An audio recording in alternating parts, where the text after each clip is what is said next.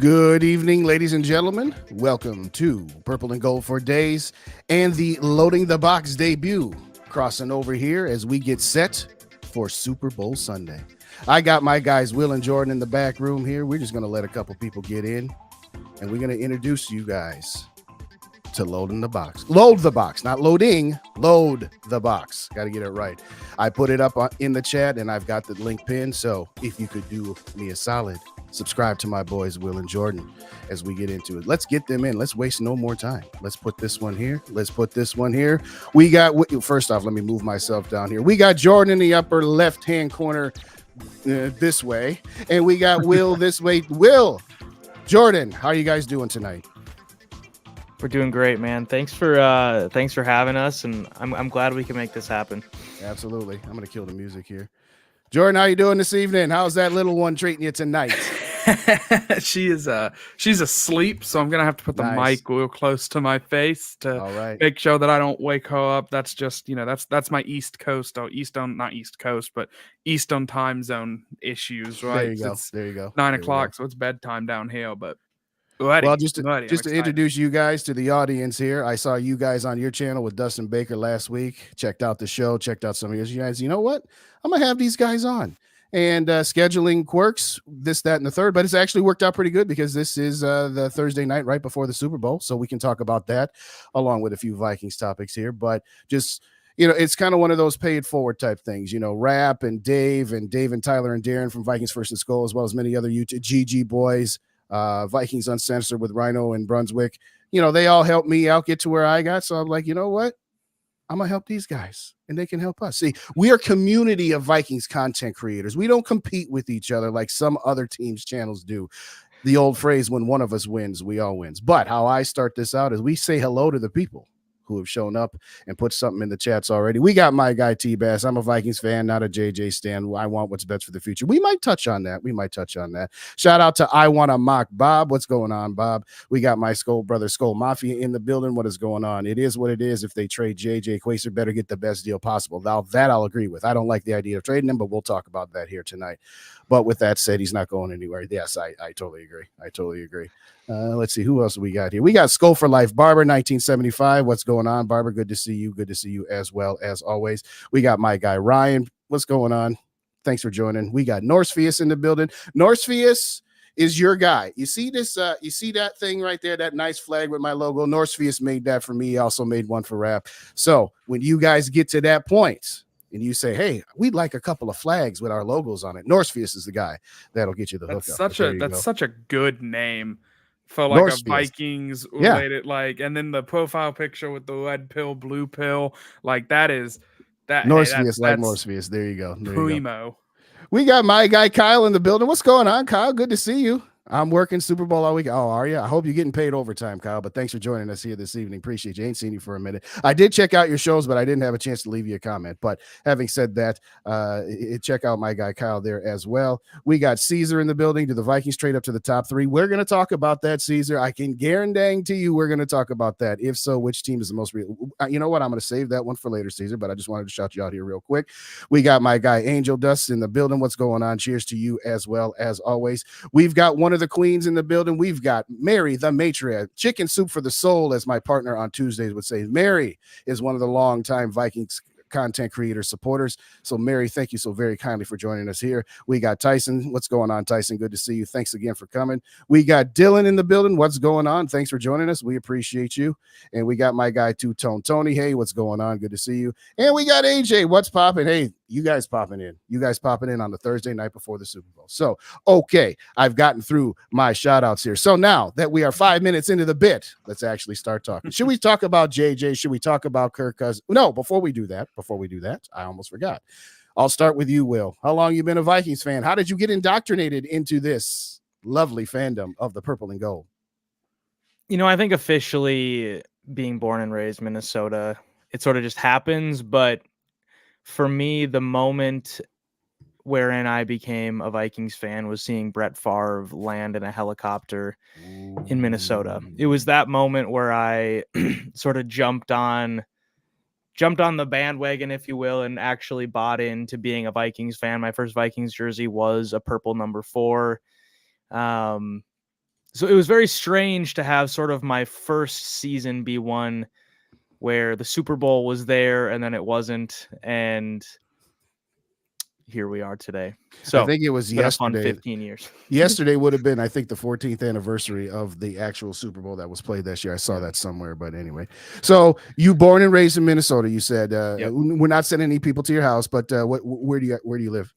Well, currently I live in the Twin Cities, born and raised up in the Brainerd Lakes area. Okay, there you go. I grew up in Cottage Grove. I live in Rochester currently. All right, Jordan, give us your story. How'd you get indoctrinated, my friend? Whole life. I'm a LIFO, unfortunately. Brought home from the hospital in a purple and gold blanket, and I'm gonna say the day that I became a fan, because you can be raised a fan and then choose a different fandom, but I had a Chester Taylor jersey. There you go. The season before we drafted Adrian Peterson, and those are some of, like, I'm a youngin, so those are some of my first, like, real football memories, where, like, my dad pounding the table in that 07 or 08, whichever year it was, draft, saying, Brady Quinn. It has to be Brady Quinn. He's going to be so good. He went to Notre Dame, and me and my family are, we're Gold Domos. So we love our Fighting Irish, and ended up going with AP. He didn't understand it. He was like, we've got Chester Taylor. But, I mean, it was one of those, like, vinyl jerseys where, like, the sticker comes off. Yes, and yes. There was no numbers on it after about 6 months, because I just, oh my gosh, I loved putting that thing on and walking around in it. But yeah, man, Cincinnati area, that's where I'm at. I'm, down in the Midwest, and I have been up to Minnesota for a game. I got to do that last year, and didn't get to do much sightseeing, but got to be in the area and see the Twin Cities, and just absolutely love it. I mean, and obviously love the team. So, well, let me give a quick shout to my guy Dave from Vikings First and Skull. And if you guys don't already subscribe to the Vikings First and Skull YouTube feed, as well as their podcast feed on whatever podcast aggregator you use, go ahead and give my guys a sub there. Dave, thanks for joining us here this evening as well. Well, I'll say this. I was born in 79, so going on 45 years old. I pretty much was indoctrinated from the get-go. I have memories of the 87 run, and it was right after the Twins won their first World Series. Now, I was 8 years old at the time, so I didn't quite get it. Like, after the Twins beat the Cardinals, I said, okay, sweet, we won. So who do we play next? No, that's it. We're the champions. That's as far as it goes.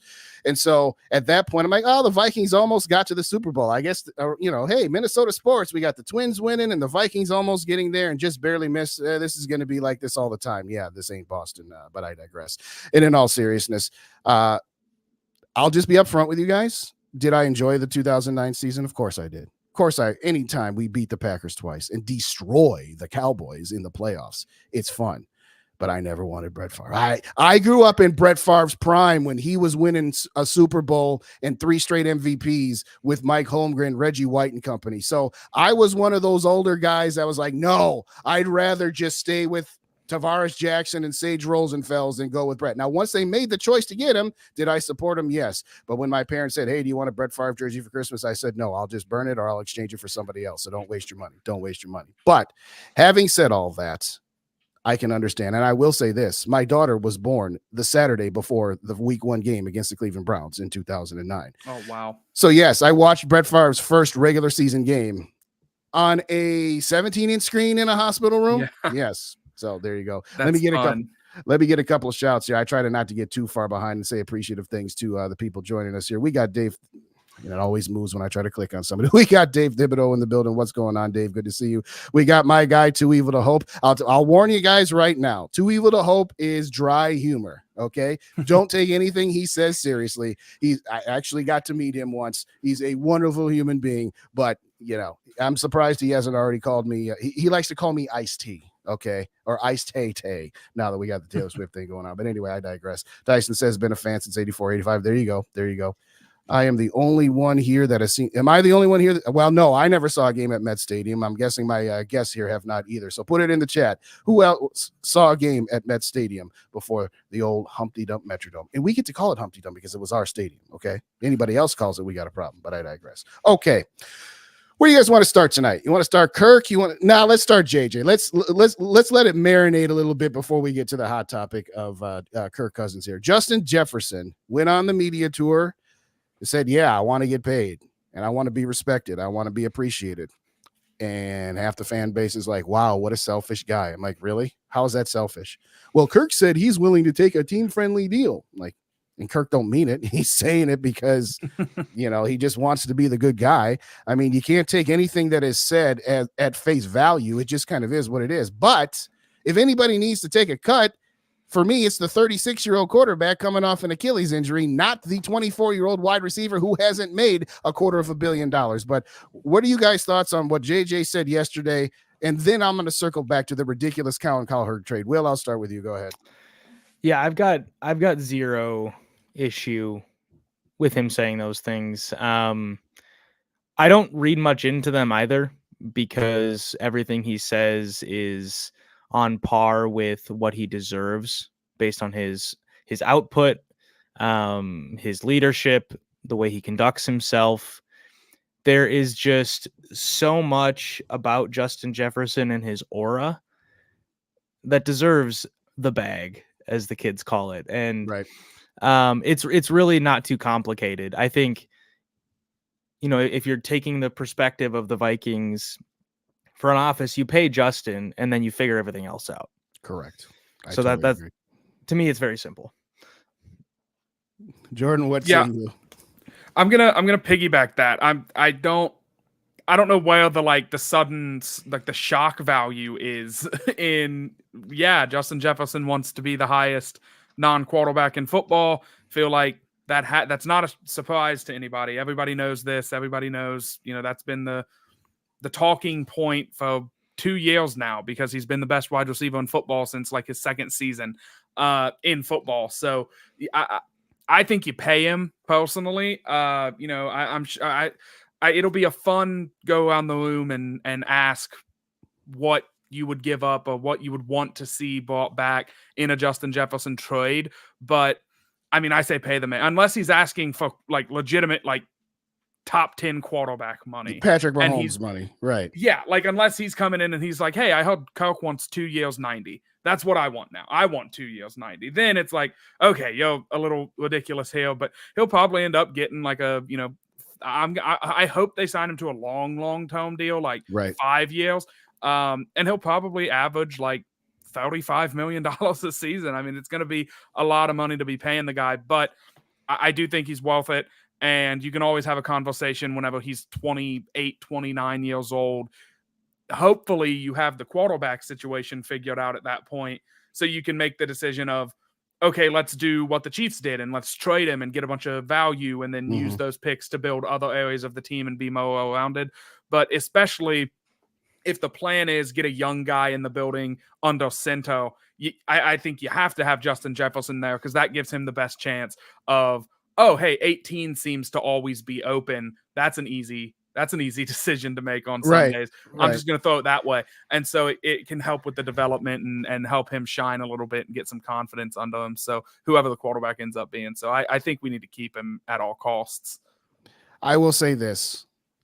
The Colin Cowherd trade, where we trade Justin Jefferson to the New England Patriots and the number 11 pick for the number 3 pick, plus some other future assets, is beyond preposterous.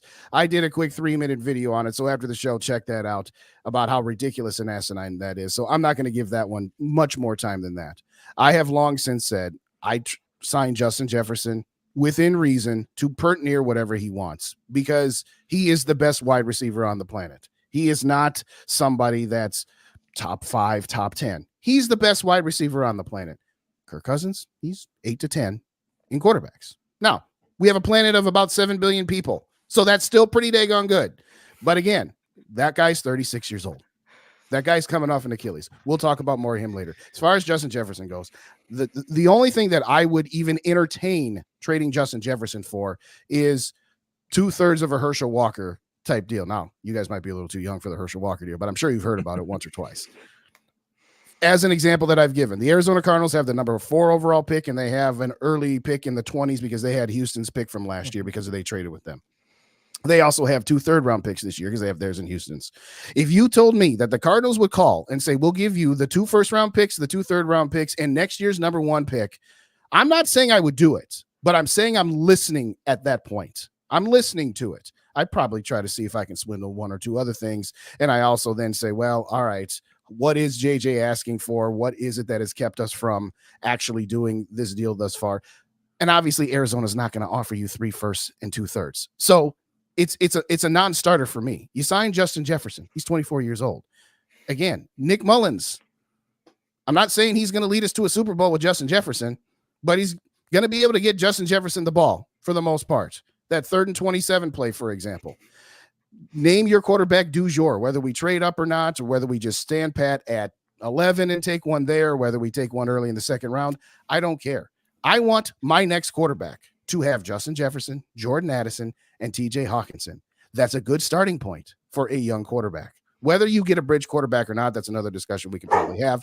All I'm going to say is this. No, you don't trade Justin Jefferson. I know there's a case to be made where paying that guy that kind of money, how's that any different than Kirk? Well, it's different than Kirk because if you can get a quarterback on a rookie contract, that makes it okay to pay Justin Jefferson his money. So let's talk about the idea of trading up in general, because I think it's an interesting one, obviously. Okay. And this team is in a position where quarterback is either the first draft pick or one of the first couple draft picks, or they're re-signing Kirk Cousins. So maybe I'll start with you, Jordan. What's the going rate for you if the Vikings were to trade up to draft a quarterback? And presumably, I guess where I'm coming from is you got to get in the top 3, because to me, I see all 3 of those teams needing a quarterback unless the Bears decide to keep Fields. Those first 3 picks are probably going to be quarterbacks. So that's kind of the idea of going from 11 to 3 at least. Yeah, so I want to make sure I understand the question. We're talking about the value of going from 11 up into top 2 or 3, and moving up. And what we'd have Washington to give up. New England. Yeah, I think that, you look at what, I don't want to use the Carolina trade from last year because I feel like they gave up DJ Moore. And it's weird to equate a known quantity good wide receiver or good player with a draft pick because there's so much unknown about them. And sometimes that's a good thing where it's like, oh, it could be the next, Randy Moss. If we take, like Omadunze could be the next Moss. Holy cow. And so there is some hope there that, it's kind of unknown, but I'm personally, I like my known quantities. So I think it's obviously going to be the 11. It's obviously going to be next year's first round pick. And then you start talking about, would you either give up like the 2026 first round pick, or would you either give up like this year's 2nd round pick? It starts getting into this territory of what's more valuable to you. And to me, I would rather give up the assets now and then have the assets for when we know what the quarterback is. And if the quarterback isn't good, then we have more trade ammo if we end up with another fringe top 10 pick. Maybe it's even higher because we don't have good quarterback play. And we saw what the Vikings did this season, with Josh Dobbs and Nick Mullins under center, and it was a little shaky down the stretch. So we get to see, okay, maybe things go south. We have like the 5th pick. We don't need as much, but we still have to have that ammunition later to move up and get, I don't know, Ouch Manning in a couple of years if Jaden Daniels ends up being a bust or whoever it is that they go up and get this season. So that's my 2 cents. I would rather give up now value so we have the draft picks later, especially because if that quarterback hits, well, now you have a first round pick to go draft a defensive tackle, a left tackle, whatever the team, deems that they need at that time. Justin, I want to get your thoughts on that because I know I want to flip this a little bit. If you are Washington or New England, because we're taking Chicago out of this, I'm assuming. Yes. Yes. I agree. If you're either one of those teams, are you locked in? Because if the Vikings had the 3rd overall pick, there's a 0% chance they're trading out of it if they like Jaden Daniels. Do you think that there might be a chance that 1, 2, 3, they've already written the slips? They've called each other. They said, you're taking Caleb, you're taking May, and we're going to take Jaden if I'm New England. do you think there's a chance they won't take calls about those picks, and it might just be a done deal that no, they want their quarterback? No, I totally agree that is a definite possibility. I'm going to tell the story to tell the story. I'm going to circle back to your question. When the Vikings started off 1-4, I said, if they lose to San Francisco, go ahead and trade off pending free agents, trade away Danielle Hunter, see if you can get Kirk to get traded to Atlanta or anywhere he would waive his no trade clause to. Trade away Harrison Smith if he's amenable to doing that. If that's the one guy where you ask if he wants to be traded because he's such a legacy player. But KJ Osborne, Ezra Cleveland, the guy that they ultimately did. Then they beat San Francisco. And I said, okay, now you've shown me something. You finally beaten somebody other than Chicago and Carolina. Well, then when Kirk blows out his Achilles against the Packers, I don't care that we won that game. We're 4-4. We know we're not going anywhere. So I would have still traded those guys, not because that's a tank. That's just a reset.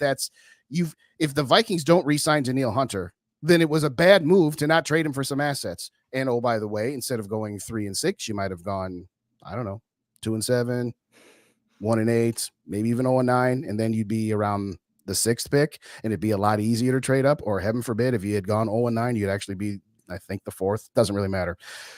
So to your point, if you had the 4th, 5th, or 6th pick, you'd have a shot of getting into the top 3. As it stands right now, you very well could be right. And I'm starting to think that might be the case, that these other teams, it doesn't matter if you offered them 5 first-round picks. If they say, no, we want to take one of these quarterbacks here, then it doesn't matter. And that's why I always say to people, it's like, oh, you can just trade up. No, you have to have a willing trade partner. So to circle back to your question, I'm going to circle back to both questions. I would give whatever it took. I would give the 11. I would give our 2nd round pick this year, our 1st and 2nds next year. I would do what it takes to get to number 3 and take whichever one of those 3 quarterbacks are there. But that might not be enough. I agree. It might not be.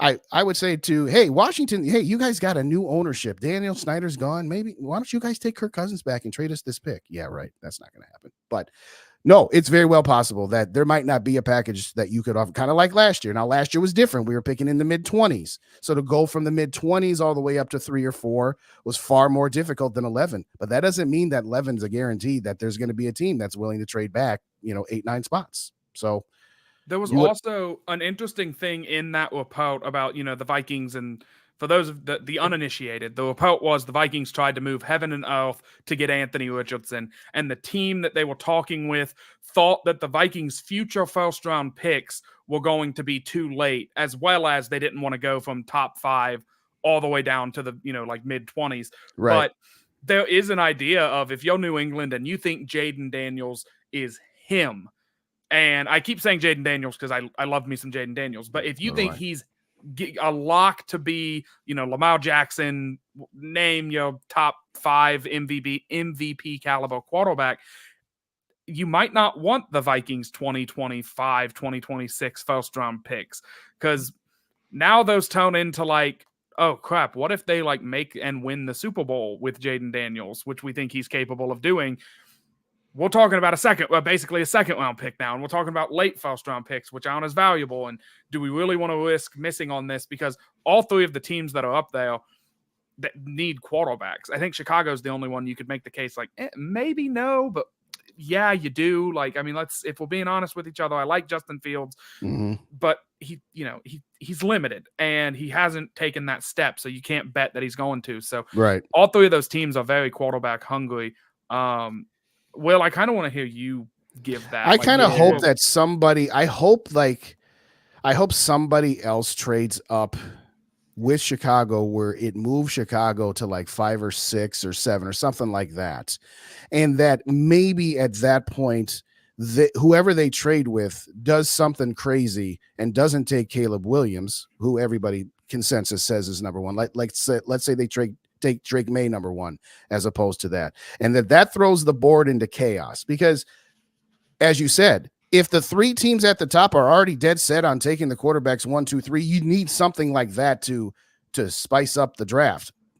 I don't know, though. I would really be shocked if Chicago didn't take Caleb Williams and then try to pedal off Justin Fields. I like Justin Fields coming out of Ohio State. I would have loved for the Vikings to have made that trade with Carolina at the time, and ultimately Chicago did. And I think under the tutelage of Kevin O'Connell, Justin Fields would probably have a higher ceiling. As it stands right now, no. I think Jordan Love's got a higher ceiling than Justin Fields does. Yeah. I think that's pretty evident at this point with the last half of the season that that Love and the Packers had. So yeah, I'd be shocked if Chicago did not take Caleb Williams. I would, but unless they get a sweetheart of a deal, if they can find a way to do like what they did last year, for example, where they're still in the top 10 and get a first round next year. I don't know, but Will, what do you think? Well, I'm going to take a different perspective. I think there's something that probably needs to be said with this too, is that the 49ers, who have historically been, especially under John Lynch, a very good drafting team and a good developing team, they gave up, heaven and earth for Trey Lance. It was a very similar move from 11. It was from 12 to 3. Right. They gave up 3 first-round picks. I think there was a compensatory third in there. Didn't work out, and obviously San Francisco turned out fine. They're in the Super Bowl again. But funny how that works. The idea of moving up for one of these guys as if they are a known sure commodity is not as certain as I think we want to believe. So I don't know. Are either of you sold enough on, because probably Jaden Daniels, that's where we're sitting, right? Sold enough on Jaden Daniels as a quality enough NFL prospect to give up the amount of capital we're talking about, 3, 4, 5 draft picks? I say yes. I would. I have my rankings as Drake May, Jaden Daniels, and then Caleb Williams. And I know Caleb Williams is probably the most talented of the 3, but he plays a little too much hero ball for me. If it's 3rd and 7 and you got a guy wide open for 13 yards, you don't need to throw a 30-yard bomb to try to be a hero. And hopefully you would think an NFL head coach, particularly an offensive minded one, would be able to coach that out of him. But there's just some things about Caleb. Again, if we traded up to 3 and that was the guy, I would not be disappointed. But yes, I do believe that all 3 of those guys, for different reasons, and I would be happy with any one of those 3. So I'll just leave it at that. My answer is yes. Jordan? I'm also gonna say yes, and obviously I've already said, if you haven't watched Load the Box, I highly recommend that you head over and obviously give us a listen, watch, or however you want to consume Load the Box. Just get us in your life, because we try to do good stuff. But I've been riding the Jaden Daniels train pretty hard, I feel like, and he's somebody I hated like as a draft prospect. Like at the beginning of the season, I was like, yeah, I can't throw the ball. And then he comes out and he looks like he has maybe the best deep ball in the draft. And I'm like, how did that happen all of a sudden? And it's crazy, but development, it's nuts. That's what college is for. But yeah, I would move heaven and earth to go up and get Jaden Daniels. I think it's not like he's, blowing past guys at, ITT Tech.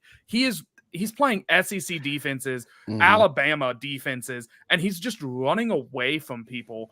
And look, he does have some decision-making issues, but it's not even the oh, you shouldn't have thrown that ball. He's too willing to get hit. Like, he's too ballsy to, just be like, yeah, 275-pound linebacker, I'll truck you. I don't care that I'm 6'5" and 190 pounds or 200 pounds. Like, I'll try to try. And he gets blown up too much. So you have to coach some of that out of him and tell him just learn to slide. But I just, man, I love him. But I want to talk about Caleb Williams for just 1 second. And not really Caleb Williams, but another guy who is not being mocked to the Vikings, but being mocked in that right at the start of the teens range. And that's Bo Nix. And Bo Nix' big knock that I feel like he has is he's the anti-Caleb Williams. He's too ego to take a check down. And I think it's funny when you're watching quarterbacks in college, there's this fine line between, and this is what makes, Mahomes and Josh Allen and Lamar and all the greats right now great. There's a fine line that the greats walk where it's 3rd and 7. I know I can get the first down, but if something's wide open down, I'm not going to miss a touchdown just because I want to move the chains. And some guys are too conservative, and it means their offenses aren't as explosive. And some guys, like, this is what Caleb Williams might be. Caleb Williams might be too aggressive and end up taking a bunch of sacks on 3rd and mediums and will flame out because he can't get it through his mind that check downs are not a bad world. They're not a bad play. Those just, they're not sexiest play to make, I guess. So I do think it's funny that, Bo Nix's big knock is, he takes too many checkdowns, and Caleb Williams' big knock is he just won't do it. Right. Like, he just he put those two together and average them out, and then they'd both be really, really great. Give me Bo Williams or Caleb Nix, Nice. and fuse them together, and we've got ourselves generational, like, Hall of Fame Chasen Brady type talent. I think what you actually get is Patrick Mahomes. But so if there is, that marriage comes to fruition, the Vikings, let's just say they don't trade up, they stay at 11. At that point, you're probably not drafting a quarterback at 11, right?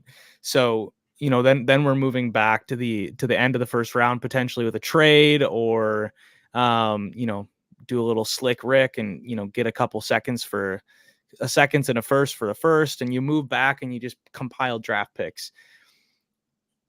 Would you guys lean towards Bo Nix as that sort of safety security blanket with a late first, early second, or is JJ McCarthy more spicy?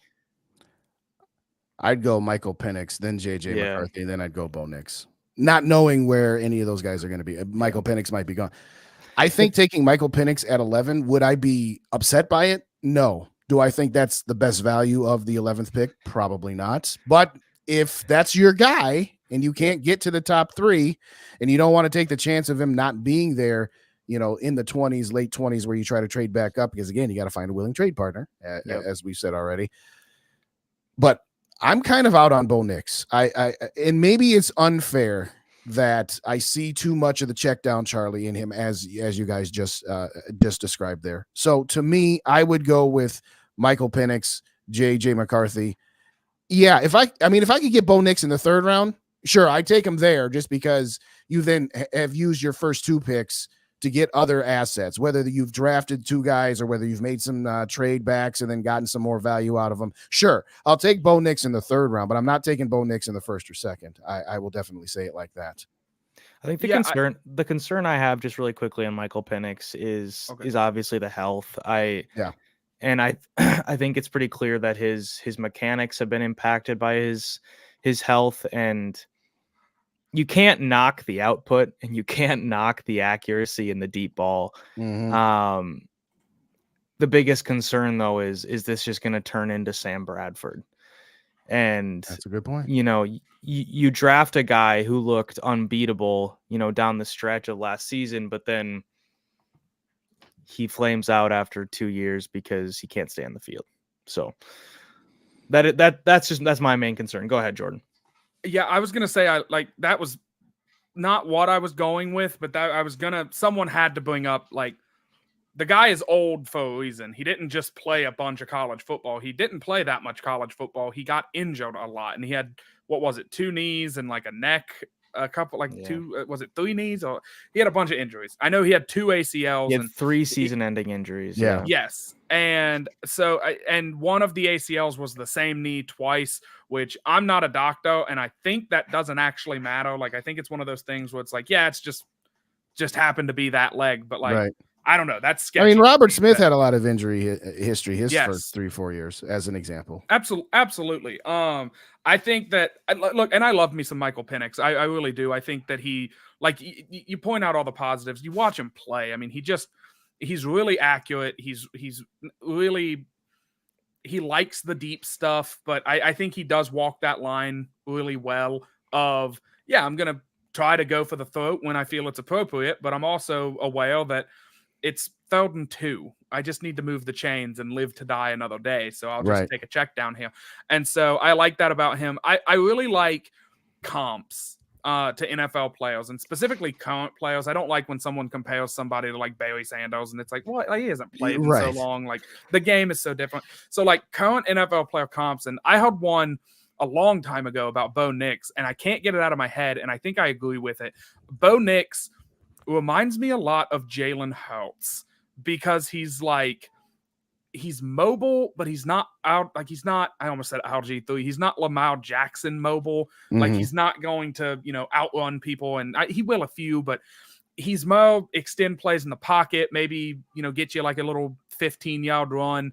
He's strong, but you have some legitimate concerns about accuracy, deep ball, all of these things. And Jalen Hurts obviously played in a Super Bowl last year and had a pretty good season this year. Not as good, but I don't think anyone would argue with you that he's a good quarterback. He's a good NFL quarterback. So Bo Nix, but the funny thing about this comp is, and I love, Justin, that you said you would love Bo Nix in the third round. That's where everyone had Jalen Hurts going. Everyone was like, yeah, he's a late day 2 guy. And he ended up going in the second round, but he was still a day 2 guy. And so I see all these mock drafts that are coming out talking about Bo Nix being the 12th overall pick above McCarthy and Penix. And I'm like, what? Like, even Spencer Rattler, who call me Kwesi Adofo-Mensah, but I love projects who I just love my project guys. And Spencer Rattler, yeah, he has some decision-making stuff, but God, does that arm have some talent in it. Mm-hmm. And I don't know, if you're taking a guy in late day 2, early day 3, I'd rather see a Spencer Rattler live arm. Holy cow, this guy stands out, rather than Bo Nix, who it's okay, yeah, you can check it down, but we can go sign, Nick Mullins, Will Goodwin to check it down. So I will take the paycheck, right, Will? Absolutely. Hey, I was a sprained ankle away from the league, so I was close. Well, we've been yapping for a little bit. I'm way behind on some shout outs here, so I hope people are still in the building that put a comment in. First off, I just have to put Tyson's up there. Kyle Hurd is a moron. Yes, absolutely. Shout out JDT93. What's going on, JDT? Thanks for stopping by. Hope I didn't miss you guys there. If those trades don't work, we got JJ for now. No, we're not worried about that one anymore. JJ's going to sign here. We'll be fine. And you know what? If 2 years from now, if he pulls a Stephon Diggs, okay. I don't think he will, but I digress. Even if he pulled a Stephon Diggs, if he does it in the way that Diggs did, that we would get so much for Justin Jefferson. Exactly. I mean, the Diggs trade was okay, that sucks that he's gone, but he was a fringe top 10 receiver. Jefferson is a number 1 with a bullet. He's one. There's no debate. Totally agree. Oh man, yeah. Sorry, I want to catch up on chats, but no, it's fine. Yeah, no, I totally agree. Shout out Sarah, what's going on? Thanks for coming here tonight. Mary said text her your address if you didn't see that one earlier there.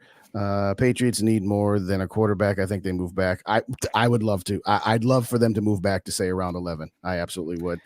Patriots sign Cousins or Falcons do. I certainly hope so. But we'll talk a little bit more about him in just a quick second here. If Daniels falls out of the top 3, well, yeah, that's true. If he falls out of the top 3, you better get up there, because I saw a mock draft where he fell to 6 and that the Falcons traded up with the Chargers in order to get him at that point. If he gets past 3, you call Arizona and say, all right, let's talk. Shout out my guy Rap from Vocal Viking. I almost said Purple Pocket Podcast again. I'm still kind of getting used to the new logo. What's going on, Rap? Thanks for joining. Appreciate you as always, my bro. Let's see. Why stop at 5? Okay, that's what I mean about too evil. 50 years, 5 or 5. Yeah, that's what I was talking about earlier. There was a couple of comments about Chicago trading here. 49ers have great depth, which we don't. Yes, because they have drafted well for the last 6 years. The Vikings haven't had a great draft since 2015. Skull Mafia thinks Justin or JJ McCarthy will be Zach Wilson. I'm not going to. I see where you're going, but I'm going to give him a little bit of a chance before I label him. That is Zach a take Wilson. That is there are people who say Michael Penix is Tua, and it's no, they're just both left-handed. JJ is not Zach Wilson. Yeah. They both just have punchable faces and dumb haircuts. They just look similar. Shout out Dan. What's going on, Dan? Good to see you. Thanks so much for coming tonight here. Yeah, and Cousins had 2. Well, there's that too. Tyson says we should trade back. Dan says stay at 11. Get JJ, draft defense. I don't know if you mean draft JJ at 11 or draft defense at 11 and get JJ later, but I could listen to that. The only issue you're going to run into is that you're going to have to make your decision somewhat at the start of free agency. And we're going to talk about that one here next when we talk about what we think the Vikings should do and what we ultimately think the Vikings will do with Kirk Cousins. Because yes, if you re-sign Kirk Cousins, you're not going to trade up to 3 and get a quarterback in the future. You're going to try to bolster this team and go for it again. But we'll talk about that a little bit more there later. There was one other that I wanted to get in here, guys. So I've got to find it again. JDT says draft Joe Milton. I don't think so. Rap would like that idea, but that's just not going to happen. Okay, there's my guy Duncan. Shout out Duncan. What's going on? Aloha and Skull. I'm late, but hey, you make it. It's all good. And that's the great thing about YouTube is it's on demand. You can just hit it back later. But thanks for coming in, Duncan. We very much appreciate that. Okay, sure up the line. Say no to Kirk. Only one quarterback. The guy from LSU without giving up the future. Rattler in the fourth. I don't want to take third or fourth round guys. We've done that enough. We took a third or fourth round guy in Christian Ponder in the first round, and then we've done nothing. Well, okay, Teddy Bridgewater, and then he got hurt. Okay, I understand that, but I'm kind of done with that. We'll get to that a little bit more when we talk about Kirk, but I'm interested in just getting up, taking the plunge, and figuring out what you got to do. And what you got to do is just convince one team. You only need to convince one team there. Oh, yeah, I like that, Sarah. Sign Amon-Ra St. Brown, since apparently, according to some, he's better than Justin Jefferson. Yes, okay, that's crazy. Oh, breaking news. Bob's tweet. Cowboys just signed Mike Zimmer. Is that right? Yes, sir. All right. Welcome back to Dallas. So now we got Mike McCarthy and Mike Zimmer coaching together. That's crazy. They were enemies in the NFC North division for years. All right. Good luck, guys. Couple of old school guys. We'll see if that I gave a whole thing. It was about a month and a half ago. We do a segment on our show called Final Thoughts, and it was invented to just like say whatever you wanted, basically. Like, like it didn't have to be Viking specific. And so a couple of weeks ago, I was just like, I miss Mike Zimmer. Like, I love Kevin O'Connell. I think he's a great coach. I'm happy we have him. But I just went on like a week-long like dive of listening to old Mike Zimmer interviews when he was the coach. And did you see the game? Oh man, I just love him. It's probably because he lives, I think, like an hour away from me. Right. Yeah. Like his ranch isn't that far. Kentucky. Yeah. So he's right across the river. So. Well, let's address Dan's here. What he said: get a bridge quarterback, a Minshew, a Dalton, Mayfield, Darnold, Tannehill. I'm out on Tannehill. The only guy in that list that I think is gettable, because I don't think Mayfield's going to be gettable, I would go with Gardner Minshew. I would go with. I'll throw Jacoby Brissett in that list. But of that list, if we don't re-sign Kirk and then we draft a quarterback by hook or by crook at whatever point in time, would you rather go with Nick Mullins as your bridge quarterback, or would you rather sign one of these guys? Will, you go ahead. I'd rather go with one of those guys. I saw enough of Nick Mullins for about 5 weeks there. I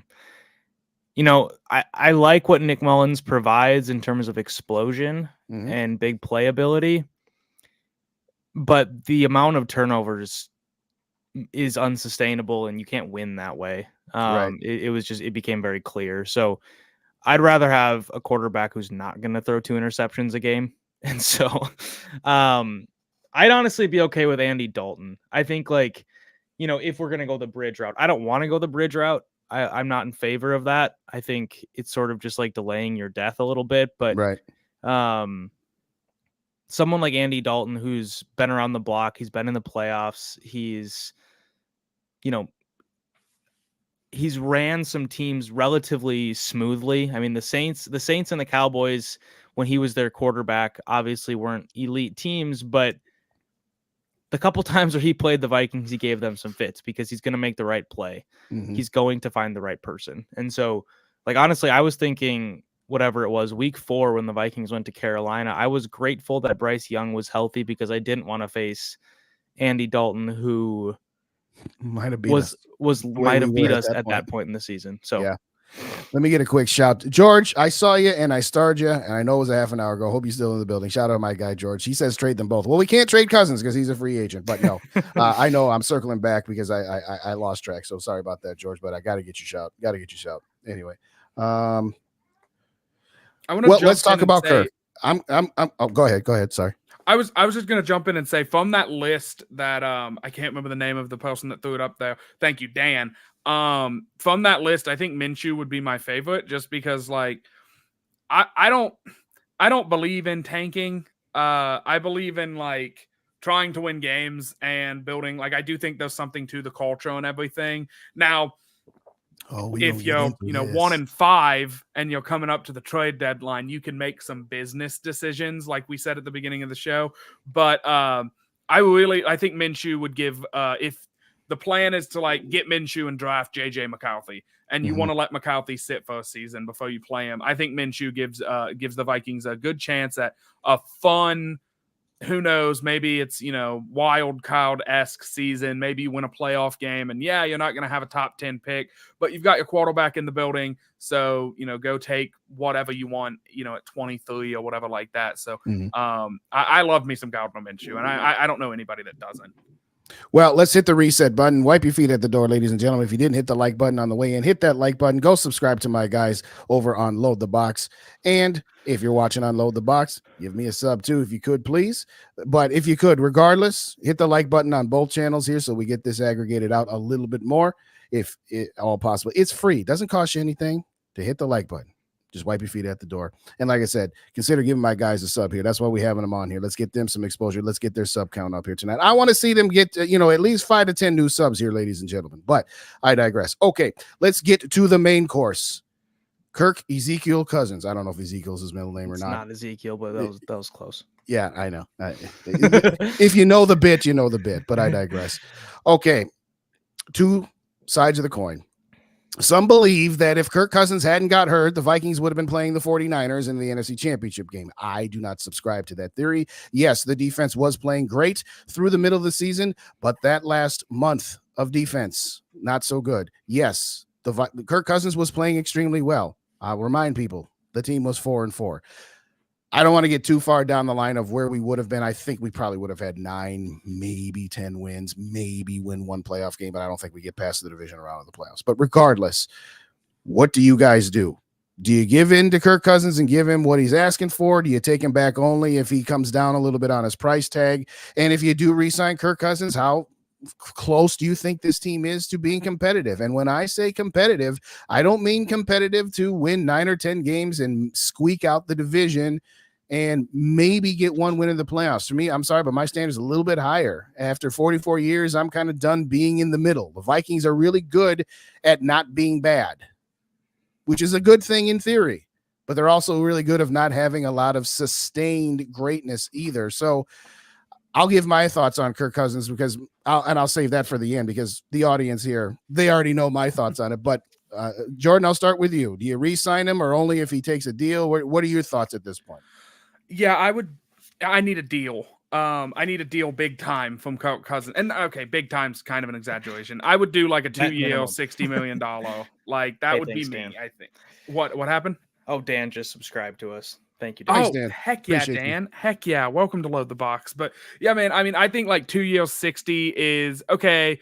That is like 30 million, and this is my problem. And I did a whole bit with a handkerchief and a top hat and everything. Like I didn't do a top hat, but this cap magic that people talk about. And I just briefly, basically, I saw one of these cap magicians on X.com break it down for me. And they were like, this is how we keep him. And it only adds like $3 million to the cap in 2024. And he showed me the contract. And it had like prorated signing bonuses where we were paying Cousins like $20 million in 2029. And I was like, he's going to be like 43 by that point. Like he's going to be as old as Justin is at that point. And, like, I just don't think many like Tom Brady didn't even, play as long as that would make Cousins playing. Cause that's 5 months. No, he did. That was about whenever he went to Tampa and won a Super Bowl. But, yeah, I mean, that would be when Cousins is 41 years old. He'd probably be retired, and we would still be on the books paying him $20 million. Just that way we can maybe contend in this area. So that's a big tone off to me. Like they have done this kicking the can so much that it feels like it's time to take the medicine, in my opinion. So I would move off of him, and unless he came like way down. But I think other teams are interested, and I think Cousins is interested in other teams because that means, the price is going up. And more power to him, by the way. I love Kirk Cousins as a human. I hope he goes and gets like a Monday Night Football gig or something like that. I like listening to him talk about the game of football. He's a really good guy, and he should want to make as much money as he can while he's in the league. I just hope the Vikings aren't the team that, gives him $90 million over the next 2 seasons. Well, I know that you have a little bit different of an opinion, but it's not a whole lot different. I think, if I gave a 1-sentence answer, it would sound a lot different, but because to me, I would give Cousins a couple years, but I wouldn't give him more than 30, 35. If he's asking for that 90 million, then I would say like, thanks for the last 6 years, but we're good. Whether or not that's true, I don't know. What I think the Vikings will do, or let me back up for a second. Justin, your opening rant to this, I was one of the people that thought the Vikings would still be playing. And I still actually do stand by that, because I think what the Vikings were finally turning into in those 3 wins without Justin Jefferson was a team that was, yes, it was built on defense, but there was a consistency to the offense that was starting to hum. And, Adolfo-Mensa and O'Connell said it a bunch, but the idea of Kirk Cousins playing the best football of his career, and I think it's true, and I think he was playing at an MVP level. So all that being said, I would like to see him back. However, the cap constraints and looking towards the future with the lens that Kwesi Adolfo-Mensa wears, I don't see it being viable. Because I think Kwesi is going to look at this draft. He's going to look at the cap. You got the Danielle Hunter potential contract looming. Christian Darrisaw is going to have to get paid in a year or so. Justin Jefferson's obviously going to have to get paid. TJ Hawkinson is getting paid. Mm-hmm. I don't see a world wherein you can build a sustainable defense and and still pay the quarterback. You're going to have to basically live on draft picks with the defense. And, if you trust Brian Flores enough, then sure, go ahead and take that route and let him basically do the drafting this year for the defense. But I think with the way that Adolfo-Mensa lives and his ideas of value and pounding the table for value, they're not going to go full Rams. We talked about this last week. They're not going to do the full Rams thing where they trade all their picks and they, jump 2 feet into the deep end thinking that either this year or next year is the year. And if not, then we're fired. I don't see them taking that path. So I'm a little bit different than you, Jordan, but not a whole lot different. I think there's a little too much reasoning that has to go into this. And if you really truly believe that 2024 is a season where the Vikings, with these looming contracts and question marks on defensive personnel, if you think that this is the year that you can go for it, sign Kirk Cousins. But if this is not actually a year where you think you can literally win the Super Bowl, then we have to move on. I will try to keep this concise because people say to me sometimes, Justin, get to your point already. First off, shout out Skull for Life Barber. There you go, guys. All right, we're up to at least 3 now. We are up to 5 since we're up to 5. All right, can we get 5 more, ladies and gentlemen? Come on, y'all. Help my boys out. Help my guys out. Pretty please. But I digress. And if you're watching on Load the Box, help me out if you could. Absolutely. In all seriousness, I look at this picture as not just about Kirk Cousins and not just about this team. I look at it from my entire lifetime and what I have seen. Real quick, I almost forgot. Shout out to my guy, Yogi. He just got you subbed down there. Shout out to Yogi. Thanks so much for coming in, Yogi. I saw you. Yeah, and then, we started talking. But anyway, the Wills have owned this team for 19 seasons. And what did they say when they first got here? We don't want to be a team that goes up and down. We want to be competitive every year.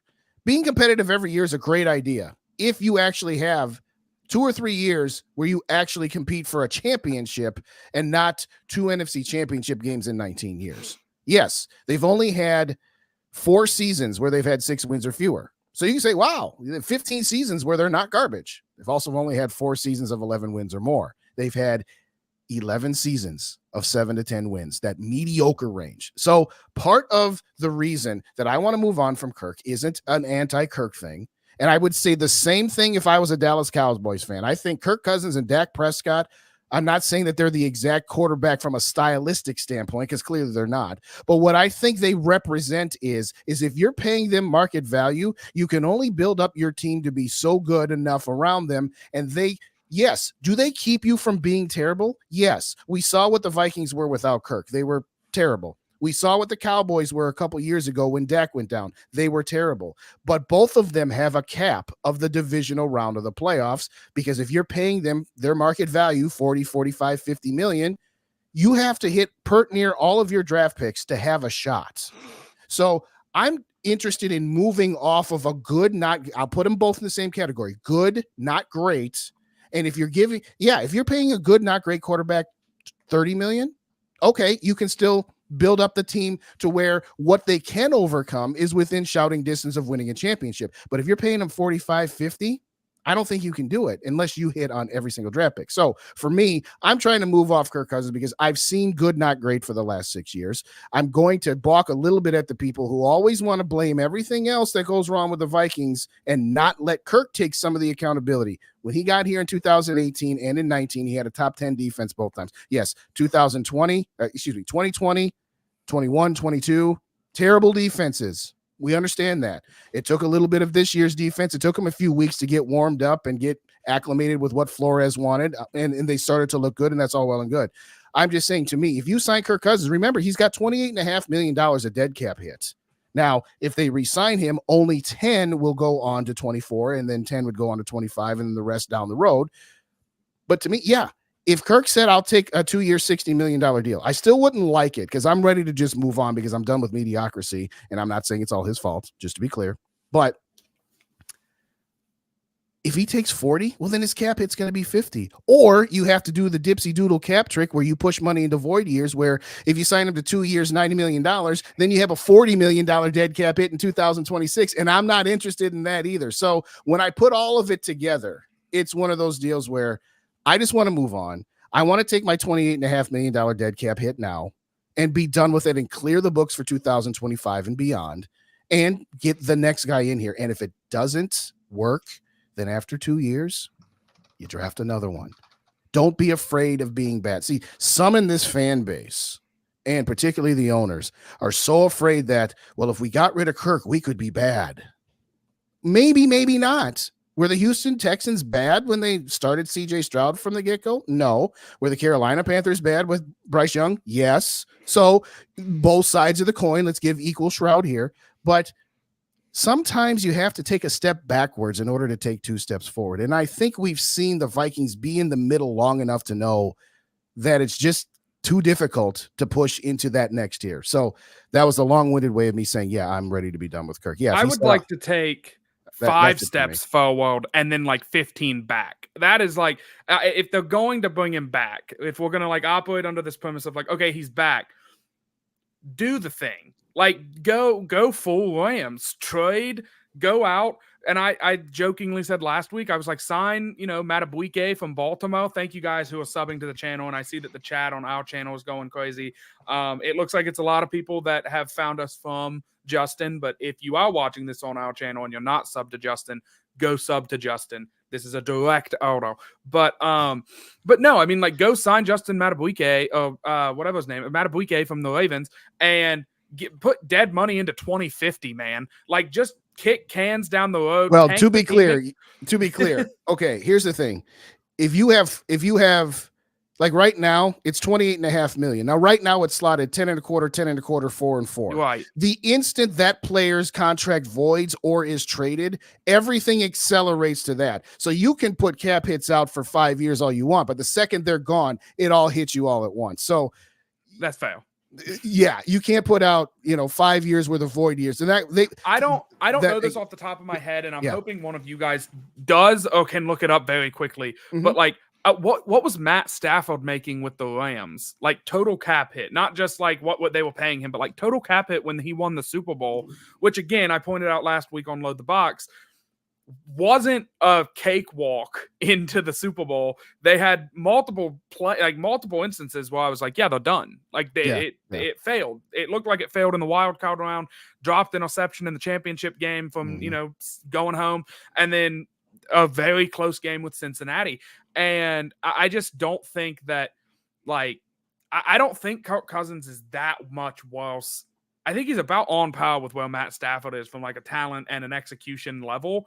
But the problem is, I do feel like some of the blame has to go to, one, the Vikings front office for not hitting on draft picks, and two, the Vikings front office or ownership or whoever it is that's saying like, no, we can't say we're going all in for the next 2 years, but then we're going to have a lot of dead money and a lot of issues for like a season or two after that, because that would mean we would be bad and we might only win, like 5 games.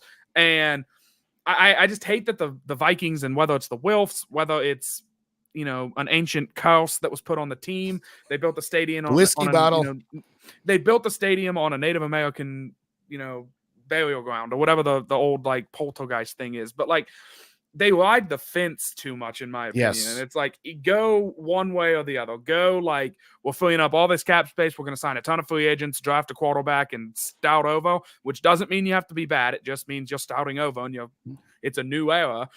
Oh, go all in with what you got right now and say, look, we think that this core of guys, we're going to add 2 or 3 dudes to it. We're going to be a Super Bowl contender for 2 years. And if we don't win it in that, then it's a failure. And like Will said, everybody's fired. And we bring in a new coach and GM because it failed, and then we stout over.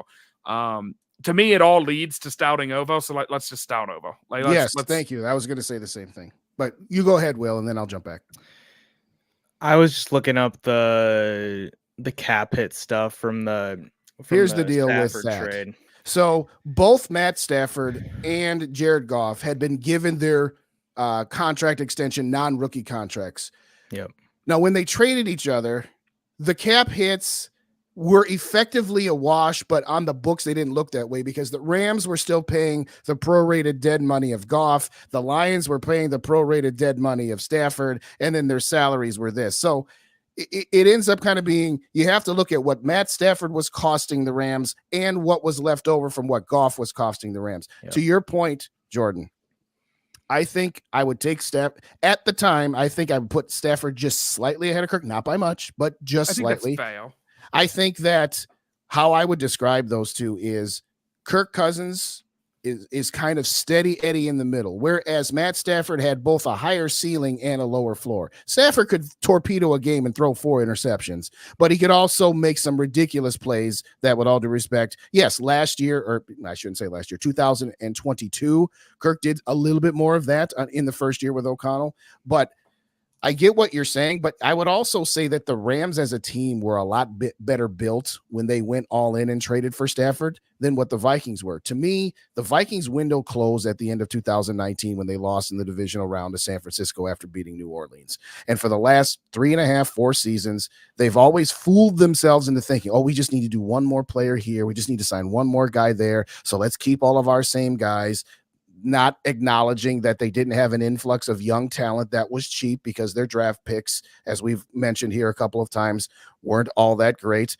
And I think my issue with the Wilsons, the only issue I have with them, I'm not going to say that they're cheap owners. I'm not going to say that they're bad owners, but sometimes they put the money that they spend into the wrong positions, and they don't want to acknowledge that sometimes you have to take a step back and you can't just keep, it's like a poker tournament. Here's another, I know I'm the king of analogies. My audience will be like, oh, here he goes with his poker analogy again. So you guys haven't heard it. So I know at least 2 people will be hearing this for the first time. Real quick, shout out Frozen North. I saw you a minute ago. I ain't got it up here. Let me get that up there. There you go, Frozen. But anyway, imagine a poker tournament. You got a 4-day poker tournament, right? In the middle of day 3, somebody gets eliminated. And now everybody who's left is quote unquote in the money, where they're going to get some sort of prize money back.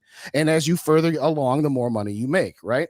The Wilfs play a poker tournament where they're not necessarily, it's not that they don't want to win the tournament. Don't get me wrong, but they want to make sure they don't get eliminated before they get into the money, because who would want to get eliminated before getting into the money? Right. But they focus so much on that if you're playing a poker tournament with a strategy of, I got to make sure that I don't lose before I start getting paid, and you do that tournament after tournament and after tournament, you're probably getting eliminated more often than not before you get to the final table. So sometimes you have to take a risk, and that might get you eliminated before the money, but it also might get you to the final table. And to me, they always say, we want to be competitive. We want to be competitive. We don't want to take a step back. So with all that being said, to round this up, because, I think I said yesterday we were going to try to keep it under an hour, and I never do because, we, as you can see, but in all seriousness, to your point, Jordan, a minute ago, I don't want to take 2 more years and throw the kitchen sink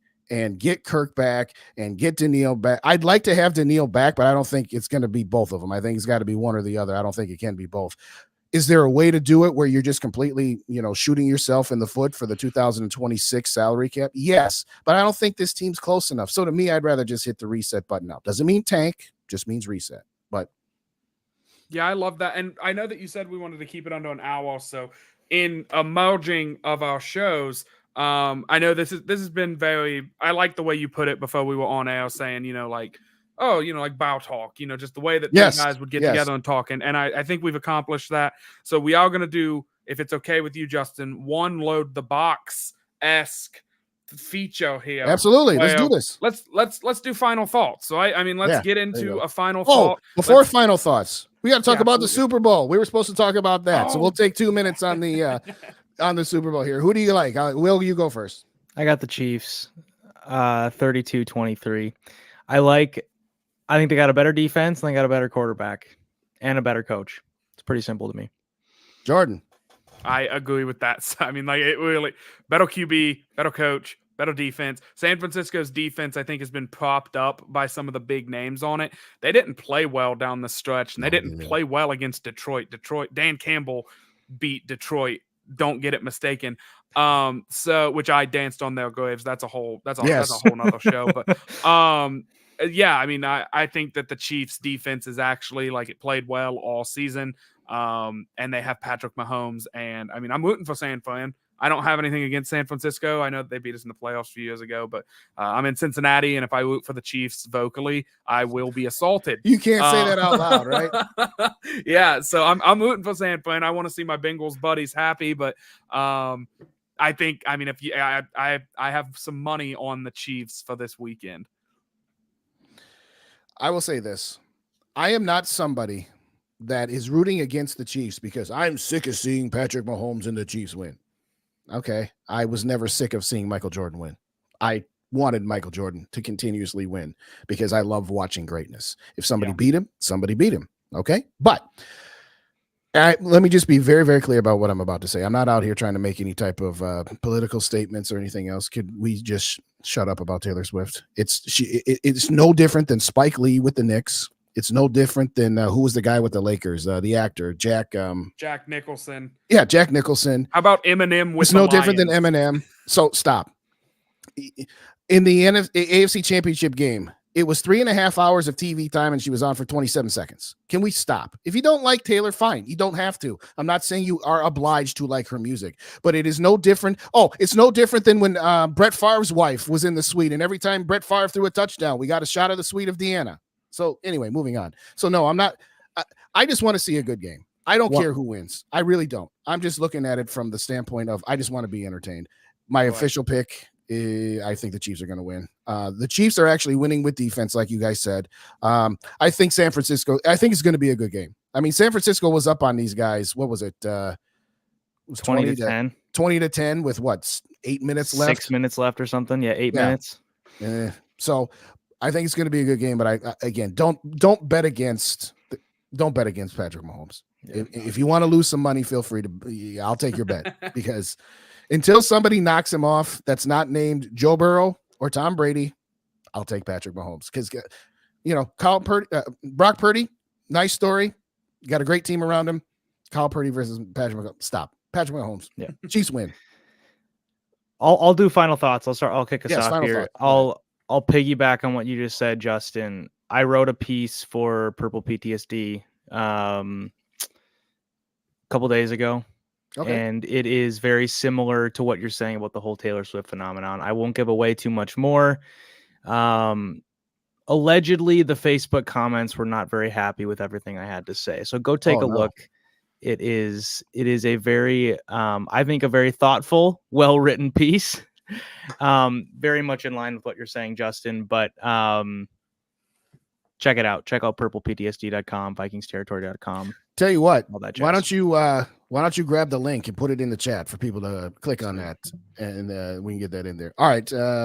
Did you do your final shout out in the zone? What's going on, Zoe? Good to see you. Thank you kindly. And again, while we're at it, we'll hit the reset button, hit the like buttons, and hit the like buttons on both channels. If you're watching over on Purple and Gold for Days and you haven't already hit up my guys over on Load the Box, what are we up to here now? We started at 50, so we got at least 9 that I saw. All right, we're up to 6. All right, we got our 10. Let's see if we can get 5 more. Thank you. By tomorrow morning, if you're watching this back later, I want to see at least 65 subs to these guys. before this time tomorrow. And if you're watching back over on Load the Box, whether that's live or later on today or tomorrow or whenever, purple and gold for days, it should be in the link there as well in you guys' comment section. So there you go. But yeah, put that in the comments. It's a really good chance. Let me just say, because like obviously, when we started reaching out to each other and we started talking, I was listening to some of your videos and stuff, and I was like, oh my god, like this guy's actually like really good at this. Like I appreciate really cool. So it's a really great channel. It has the Jordan Hawthorne seal of approval, which means a lot, I think. But I'll very quickly do my final thoughts here. And I try to keep it football related, but I'm gonna go off the deep end just a little bit here. Big pro wrestling guy. This guy right here, and like The Rock is back in WWE, man. Like that's so much fun. So this has just been like an elite week for me in terms of like it's the Super Bowl. I'm doing a cross stream with one of the in my opinion one of the best Vikings channels around. Any week I get to talk to the marvelous Will Goodwin is a good week. It's been a great week to be Jordan Hawthorne. Thank you guys so much for all the subs and all the love that you guys have been showing. Absolutely. We really appreciate that. And Justin, we're definitely going to have to do this again. And so my final thoughts will just be, I'll go with this. If you don't like Taylor Swift's music, you should. It's good. I mean, it's objectively good music. And I personally enjoy it quite a lot. And maybe that I'm just saying that to get browning points from my sister-in-law, but who knows? But yeah, I've been Jordan and he's been Will. We've been the Load the Box crew. Justin, we will let you take us home. Awesome. Well, I didn't do this earlier because I didn't want to do it. I only usually do it when it's just me on my channel. There's a little something I do at the start of my lives. And so I'm just going to do the abbreviated version. As much fun as we have talking on YouTube, whether it is about the Vikings, whether it's about the NFL, or just shooting the crap like we are a bunch of guys sitting at the bar. And that's the great thing about this invention called the internet and YouTube, that even though we are in different locations, it's as if we're sitting at the bar. But I always give shouts out to the people that made this possible, and that is the active and veteran members of our armed forces who fought for our freedom and continue to fight for our freedom, as well as their family members who have to give up time with their loved ones so that we can be free. I also shout out the brave men and women who serve as our police officers, firefighters, and EMS, who in times of tragedy are the ones running towards the danger while the rest of us are trying to get away from it. You potentially put your lives on the line every day when you go to work. So thank you so very kindly for keeping us safe. And finally, to the doctors, nurses, frontline workers, surgeons, and home health care providers who take care of us during our medical times of need. Your Super Bowl, and I say this every week, not just Super Bowl week, your Super Bowl is going home saying, today I saved a life. I shout out these men and women for their bravery, their courage, and because they at times can work very thankless jobs. So I just want to say thank you. And I say that typically at the beginning, but because this was a super show, I'm throwing it at the end there. I want to thank everybody who joined us tonight. Give my guys some subs. I want to see him up to 65. I want to see him up to 100, but we'll start with 65 and we'll go on to there. Got to give a quick real shout out here because we got one at the end. Shout out Skull Mafia for the $9.99 super chat. Very much appreciate you. Thank you so much, my Skull bro. I do appreciate it. I forgot to shout out Drop Shot Jake. I did see you, Jake, and I starred you, but we just having such a great conversation here tonight that I starred you and I forgot you. So I'm going to get you in there, Drop Shot Jake. Thanks so kindly for joining us here. Thanks everybody for joining us here this evening. Enjoy the Super Bowl festivities, whether you're a Taylor Swift fan or not, whether you're a fan of the Chiefs or the 49ers. Stay safe. If you're going somewhere and you're going to do some drinks in, make sure you have a safe ride home. Gentlemen, it was an absolute blast doing this. We will absolutely do this again. Thank you so kindly for joining me here this evening. Yeah, thank you so much for having us. This was a blast. Absolutely. Thanks, Justin. As always, if the elevator brings you down, go crazy, punch a higher floor. Good night, ladies and gentlemen. Thanks again.